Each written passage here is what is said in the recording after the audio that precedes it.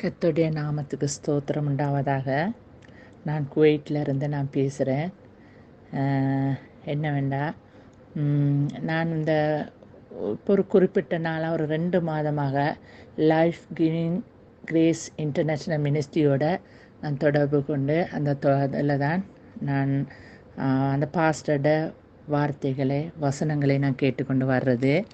அப்போ இப்போ ஒரு 2 மாதம் 3 மாதம் இருக்கும் இந்த மாதிரி ஒரு நாட்களில் தான் இது.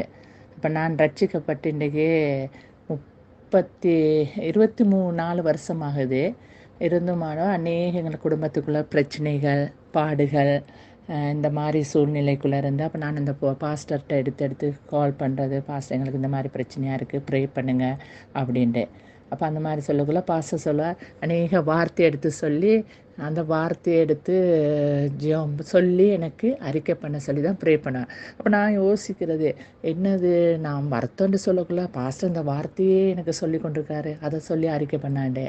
ஆனால் அதுக்கு பிறகுதான் எனக்கு தெரியும். அப்போ முதலாவது எபேசியர் 3:18 சொல்லுது, நீங்கள் வேண்டிக் கொள்கிறதுக்கு நினைக்கிறோம் அதிகமாக நமக்குள்ளே கிரியை செய்கிற வல்லமைப்படியே நமக்கு செய்ய வல்லவராயிருக்குண்டு. அப்போ அந்த வார்த்தையை எனக்கு ஃபர்ஸ்ட் டைம் அவர் சொல்லி ப்ரே பண்ணார், பிசாசின் கிரிகைகள் கட்டுகள்லேருந்து விடுதலை ஆகணும்னு சொல்லி.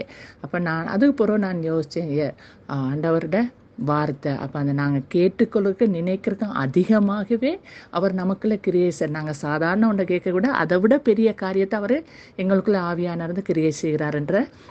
அப்போ தொடர்ந்து அதை தியானித்து கொண்டு நான் ப்ரே பண்ணி கொண்டு வந்தேன். அதுக்கு பிறகு இன்னொரு நாள் அவர் எடுத்து சொன்னார்.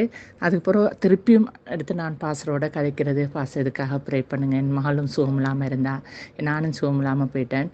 அப்போ நான் சொன்னேன், எனக்கு இப்படி வருத்தங்கள் இருக்குது பாஸ்டர் அப்படின்ட்டு சொல்லி. அதுக்கு பிறகு அவர் இன்னொரு வார்த்தை எடுத்து சொன்னார், யோவான் 1:4 சொல்லுது, பிள்ளைகளே நீங்கள் தேவனால் உண்டாயிருது அவர்களை ஜெயித்தீர்கள், ஏனெனில் உலகத்தில் இருப்பவனிலும் உங்களுக்குள்ளே இருக்கிறவர் பெரியவருண்டு. அப்போ அந்த வார்த்தையை சொல்லி எனக்கு அப்போ சொல்லி, இப்படி தான் சிஸ்டர் இந்த வார்த்தையை அறிக்கை பண்ணுங்க. அப்போ உண்மையில் அப்போ நான் பார்த்தேன், உலகத்தில் இருப்பவனிலும் எங்களுக்குள்ளே இருக்கிறவர் பெரியவர், உலகத்தில் இருக்கிற தேவனை விட எங்களுக்குள்ளே இருக்கிற இயேசு கிறிஸ்து பெரியவர். அப்போ அதை சொல்லியிருந்தோம்னா அப்போ நான் அந்த அறிக்கையிட எனக்குள்ளே ஒரு விடுதலையை காண முடிஞ்சு.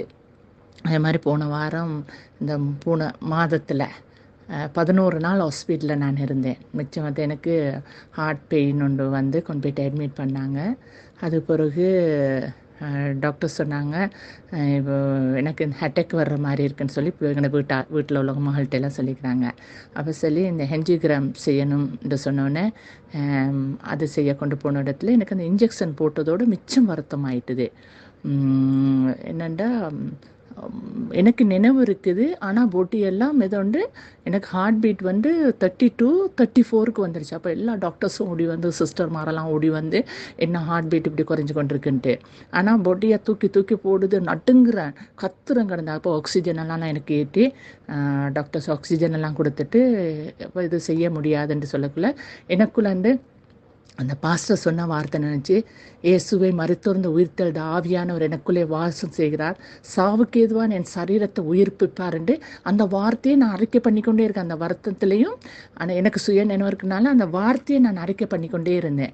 அறிக்கை பண்ணிக்கொண்டே இருக்கிற நேரம் ஒரு 1 hour 1.5 hours போக்குள்ளே அவங்க இல்லை அந்த ரூமுக்கு வச்சுருக்கிற நேரம் அந்த கர்த்தருக்கு ஸ்தோத்திரம், எனக்கு அந்த இடத்துல ஒரு விடுதலை வந்துருச்சு. அதுக்கு பிறகு என்னை கொண்டு போயிட்டு அந்த என்ஜியோகிராம் செய்தாங்க. அந்த செய்த இடத்துலையும் எனக்கு செய்ததே தெரியாது. அப்போ நான் ஒரு வார்த்தை எனக்கு ஞாபகத்தில் இருந்துச்சு, இந்த என்ன பாஸ்டர் சொன்னார், சாத்ராக் மேசாக் ஆபேல் 4 பேரோட அந்த 3 பேர் அக்கினியில் இருக்க போகிறோம், இயேசு கிறிஸ்து ஒரு நபராக இருந்தால் அந்த இடத்துல இருந்தாருண்டு. அந்த இதே நினைவு வந்து நான் சொன்னேன், ஆண்டவரே நீங்கள் சாத்ராக் மேசாக் ஆபேலோடு இருந்த தேவன், இந்த நேரத்துலையும் எனக்கு என்ன ஒரு சிலவங்க இந்த இன்ஜெக்ஷன் செய்யக்குள்ள இந்த ஒன்றுமே இன்ஜெக்ஷன் போடாமல் செய்வாங்கன்னா அந்த பயம் எனக்கு இருந்துச்சு. அப்போ அவங்க இருந்தது போல் நீங்கள் என்னோட இருக்கணும், இந்த 6 டாக்டர்ஸ் 7 டாக்டர்ஸோடு நீங்களும் இருந்து எனக்கு இந்த காரியத்தை செய்யணும்ட்டு. உண்மையிலே ஆண்டவருக்கு ஸ்தோத்திரம். எந்த ஒரு இதுக்குமே எனக்கு தெரியலை, செய்தது கூட தெரியலை. பிறகு என்ன ஒரு 20-25 மினிட்டுக்கு பிறகு ஓகே நெக்ஸ்ட் பேஷண்ட் எடுத்து கொண்டு வாங்கன்னு சொல்லக்குள்ள தான் தெரியும், ஐயோ இதை எனக்கு செஞ்சுக்கிறாங்கன்ட்டு செஞ்சுட்டாங்க. அப்போ தான் கையில் பார்க்கல ஒரு கிளாஸ் ஒன்று மாதிரி ஃபிட் பண்ணி வச்சுருந்தாங்க கையுளுக்கால. அப்போ தான் தெரியும் எனக்கு இது செய்துக்கிறான்ட்டு. அப்போ டாக்டர்ஸ்க்கெல்லாம் காட் பிளஸ் யூ டாக்டர்னுங்களும் டாக்டர்ஸ் என் முகத்தை பார்த்தாங்க. ஆண்டவரோட நாமத்துக்கு மகிமை. அந்த மாதிரி சூழ்நிலையிலேருந்து வீட்டுக்கு நான் வந்து இப்போ ஆண்டவர் ஸ்தோத்திரம் நல்லா இருக்குது. அதே மாதிரி கடைசியாக அவர் பாஸ்டர்கிட்ட திருப்பி இங்கே வந்ததுக்கு பிறகும் எனக்கு கொஞ்சம் வருத்தமாக இருந்துச்சு. அப்போ நான் பாஸ்டரோட சொன்னேன், பாஸ்டர் எனக்கு இப்படி வருத்தமாக இருக்குது, எனக்கு கொஞ்சம் ப்ரே பண்ணுங்கன்ட்டு. அப்போ சொன்னார், மத்தேயு 10:1 சொல்லுது, அப்பொழுது அவர் தம்முடைய 12 சீசர்களையும் தம்மிடத்தில் வரவழைத்து அசுத்த ஆவிகளை துரத்தவும் சகல வியாதிகளை சகல நோய்களையும் நீக்கவும் அவர்களுக்கு அதிகாரம் கொடுத்தார் என்று. அப்போ அந்த வார்த்தையை பாஸ்டர் எனக்கு சொல்லி அசுத்த ஆவிகளையும் இது பிசாசுகளை அசுத்த ஆவிகளை துரத்தவும் சகல வியாதிகளையும் நோய்களையும் நீக்கவும் அவர்களுக்கு அதிகாரம் கொடுத்தாரு. அந்த வார்த்தை எனக்கு சொல்லி பாஸ்டர் ப்ரே பண்ணார்.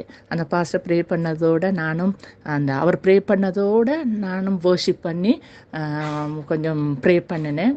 கர்த்தருக்கு ஸ்தோத்திரம். அந்த நாளில் பூரண விடுதலை பெற்று இப்போ இன்றைக்கி நல்ல சோத்தோடு இருக்கிறேன். உண்மையிலே வார்த்தையில் அந்த வார்த்தையில் தான் வல்லமை இருக்கிறது. அது 100க்கு 100 பாஸ்டர் சொல்கிறது உண்மை. என்னென்னா நாங்கள் அந்த வார்த்தைகளை அறியாதனால தான் நாங்கள் சில இதுகளில் நாங்கள் போகிறோம். அப்போ இந்த பாஸ்டர் சொல்லக்குள்ள நான் பாஸ்டர் சொல்லக்குள்ள யோசிப்பேன், ஐயோ எனக்கு வருத்தமாக இருக்குது, நான் ப்ரே பண்ண சொல்கிறேன், ஒரு வார்த்தையே அறிக்கை பண்ணி கொண்டுக்கிறான்ட்டே.